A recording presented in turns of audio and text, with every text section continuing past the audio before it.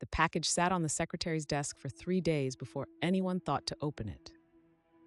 May 25th, 1978, Northwestern University.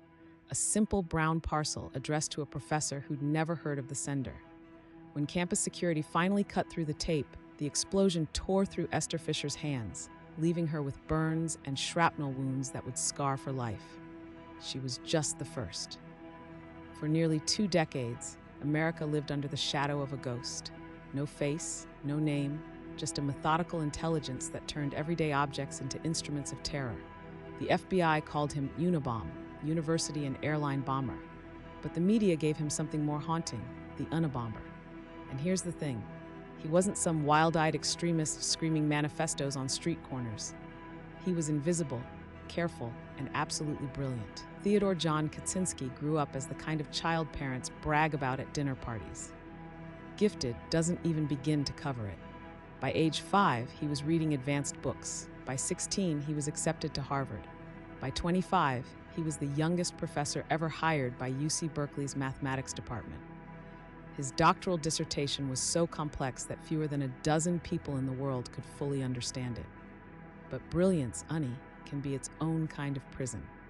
At Harvard, Ted became part of a psychological study that would haunt him for decades.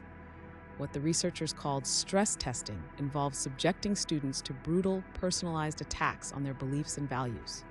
For hours, Ted would be verbally assaulted, his worldview dissected and mocked by graduate students trained to find every psychological pressure point. The study's real purpose? To understand how ideology breaks down under extreme pressure. The CIA was funding it, looking for interrogation techniques. Ted never knew that part. He left Berkeley in 1969, walking away from tenure-track security to disappear into the Montana wilderness. His family thought it was a phase. His colleagues thought it was a breakdown. Nobody imagined it was preparation. The cabin he built had no electricity, no running water, no connection to the modern world he'd grown to despise. For years, he lived like a hermit, chopping wood, growing vegetables, reading by candlelight. But isolation has a way of crystallizing rage, and Ted's fury at technology and industrialization began to metastasize into something darker. The bombs started simple, pipe bombs hidden in packages left in university parking lots, but they evolved, each device more sophisticated than the last, crafted with the precision of someone who understood both engineering and human psychology. The wood was hand-carved. The screws were filed by hand. Even the stamps were carefully selected. Every element designed to avoid detection, to leave no trace that could lead back to a cabin in the Montana woods. United Airlines Flight 444 was 30,000 feet over Chicago when the bomb in the cargo hold began to smoke. The device failed to fully detonate, a design flaw that saved 78 lives, but it sent a message: nowhere was safe. Not universities, not airlines, not the skies themselves. The victims weren't random, though at first it seemed that way. Hugh Scruton, a computer store owner, died when he picked up what looked like a piece of scrap wood in his parking lot. Thomas Mosser, an advertising executive, was killed by a package bomb sent to his home. Gilbert Murray, a timber industry lobbyist, died at his office when he opened what appeared to be a manuscript. The pattern was invisible until you knew what to look for. People connected to technology, to industry, to what Kaczynski saw as the mechanization of human life. For 17 years, the FBI's Unabomber task force chased shadows.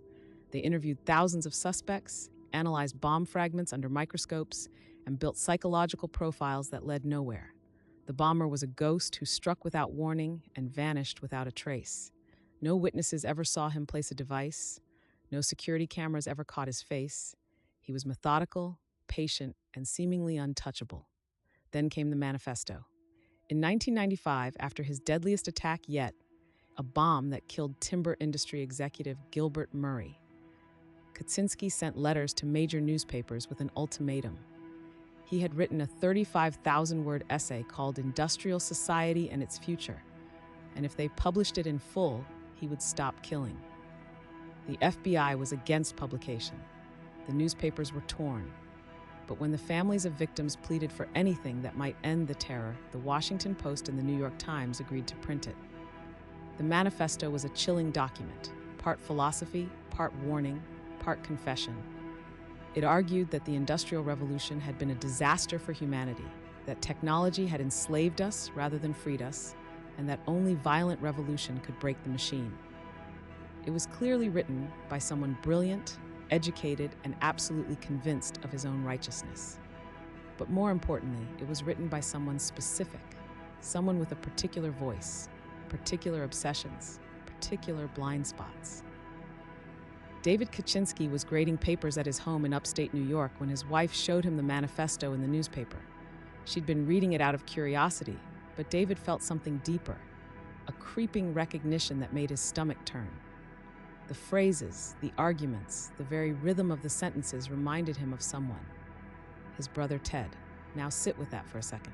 Imagine realizing that the person who'd terrorized the nation for 2 decades, who'd killed 3 people and wounded 23 others, might be your own brother.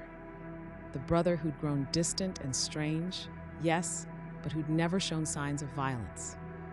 The brilliant mathematician who'd retreated to the wilderness and seemed to want nothing more than to be left alone. David spent agonizing weeks comparing the manifesto to letters Ted had sent over the years. The similarities were undeniable, not just in ideas, but in specific phrases, unusual word choices, even punctuation patterns. The brother he'd grown up with, the genius who'd taught him to love learning, might be America's most wanted terrorist. In February 1996, David made the most difficult decision of his life. He called the FBI. Within weeks, they had Ted's cabin surrounded. The arrest was almost anticlimactic. No shootout, no dramatic chase, just a bearded hermit in a small cabin surrounded by the evidence of nearly 2 decades of terror. Bomb components, journals documenting each attack, even the typewriter used to write the manifesto. The man who'd eluded the largest domestic terrorism investigation in FBI history was captured because his brother recognized the sound of his voice in a newspaper. At trial, Kaczynski's lawyers wanted to plead insanity. How could someone so brilliant, they argued, commit such irrational acts unless mental illness had twisted his mind? But Ted refused the defense. He wasn't crazy, he insisted. He was logical, principled, fighting a war against forces that were destroying humanity. The irony was bitter. In trying to save humanity from technology, he'd become something inhuman himself. He pled guilty to avoid the death penalty and was sentenced to life without possibility of parole. Today, he sits in a supermax prison in Colorado, still writing, still convinced that history will vindicate him. The cabin where he planned his campaign of terror is now in the FBI Academy, a reminder of how brilliance can curdle into something monstrous. But here's what haunts me about the whole story. Ted Kaczynski wasn't wrong about everything. Technology has reshaped human life in ways that aren't always positive. Social media has rewired our brains. Automation has eliminated entire categories of meaningful work. The digital revolution has created new forms of isolation and anxiety that Kaczynski predicted decades ago. His diagnosis of the disease wasn't entirely off. It was his cure that was absolutely poisonous. 3 people died because a brilliant man decided that his vision of the future justified murder. 23 others carry scars, physical and emotional, from his campaign of terror. And somewhere in the Montana woods, there's still a foundation where a cabin once stood, where genius and madness built bombs in the darkness, convinced they were saving the world by destroying it piece by piece.